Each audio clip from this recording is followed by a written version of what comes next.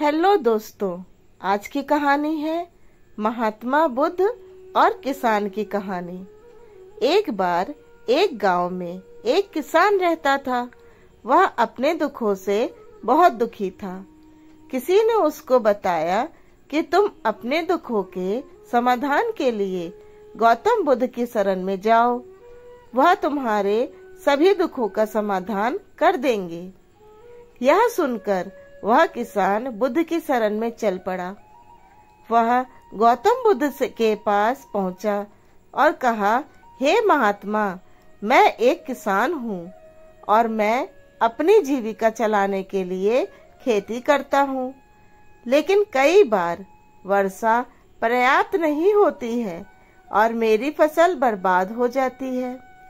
किसान ने आगे कहा, मैं विवाहित हूँ, मेरी पत्नी मेरा ख्याल रखती है और मैं उससे प्रेम करता हूँ, लेकिन कभी कभी वह मुझे परेशान करती है, जिससे मुझे लगता है कि मैं उससे ऊब गया हूँ और मुझे लगता है कि अगर वह मेरे जीवन में नहीं होती तो कितना अच्छा होता। गौतम बुद्ध उस किसान की बात शांतिपूर्वक सुनते रहे।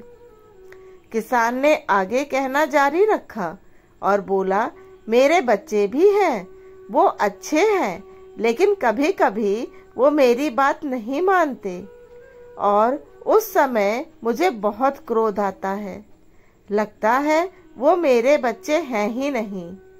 किसान ने ऐसे ही बातें बुद्ध से करता गया और उसने अपने सारे दुखों को एक एक करके बताया। गौतम बुद्ध ध्यानपूर्वक उस किसान की समस्याओं को सुनते गए। उन्होंने बीच में एक शब्द भी नहीं कहा। किसान अपनी समस्याएं बताता चला गया और आखिर में किसान के पास बताने को कोई समस्या नहीं बची।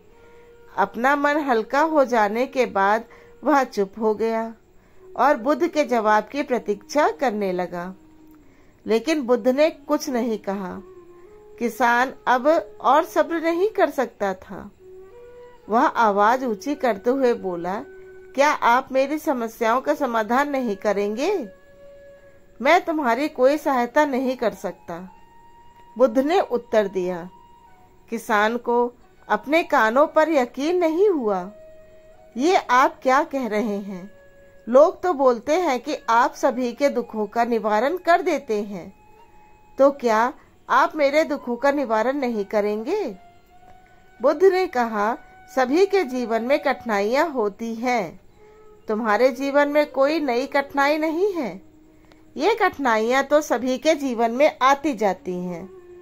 कभी मनुष्य सुखी होता है तो कभी दुखी, कभी उसे पराये अपने लगते हैं और कभी उसे अपने लोग पराये लगने लगते हैं।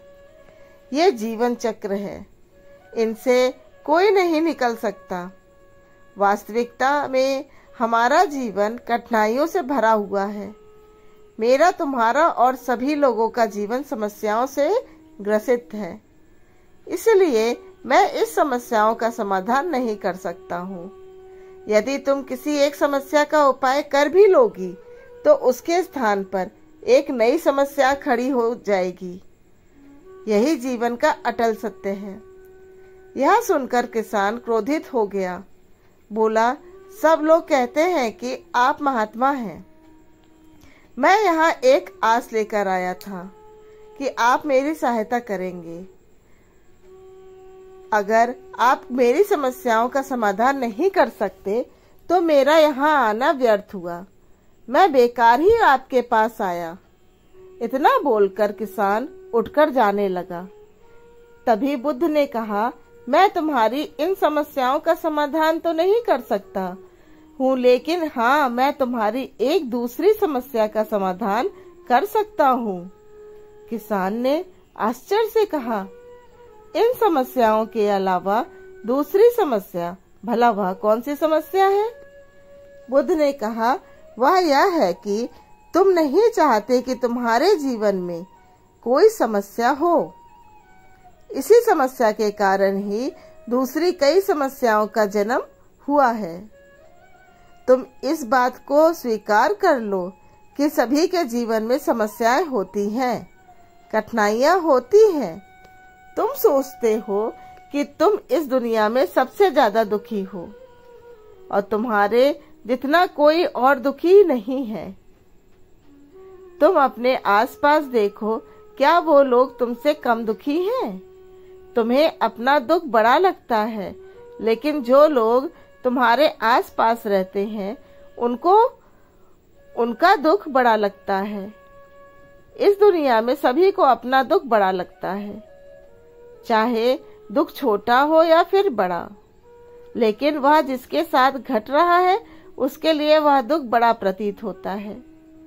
अगर तुम ध्यान पूर्वक देखोगे तो समझ जाओगे कि यह जीवन सुख दुख से भरा हुआ है। इसको तुम कभी नहीं बदल सकते हो, लेकिन हाँ, तुम सुख दुख से ऊपर अवश्य उठ सकते हो। यह तुम्हारे लिए संभव है। सुख और दुख आने से हम रोक नहीं सकते हैं, लेकिन सुख और दुख का हम पर कोई प्रभाव न पड़े, ऐसी व्यवस्था हम कर सकते हैं।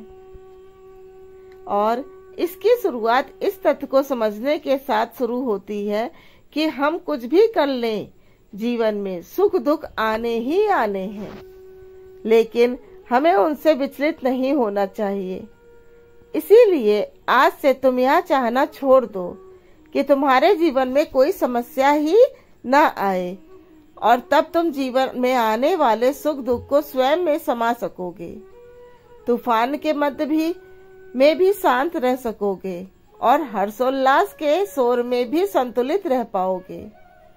किसान बुद्ध के चरणों में गिर पड़ा। वह समझ चुका था कि अब उसे क्या करना है। हमें दुख में घबराना या सुख में अत्यंत उत्साहित होने की जगह एक संतुलित जीवन जीना चाहिए। धन्यवाद। अगर आपको मेरी कहानियाँ अच्छी लगती हैं तो इसे लाइक करिए और मेरे चैनल को सब्सक्राइब करिए और कमेंट लिखिए।